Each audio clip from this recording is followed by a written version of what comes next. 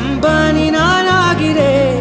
இந்த இன்ப மகாராஜ பெற்ற புது ரோஜ எலிசபெத் ராணியின் பேத்தியே. தாயே தாயே மகளனவள்தாய், தந்தை சிந்தை நலமுறவள்தாய். நீயே லோகம் என்று ஆனாய் பெண்ணே, என்னை ஆளும் தெய்வம் நீதான் கண்ணே. பெற்றது நானா இல்லை உன் மகனே நானம்மா.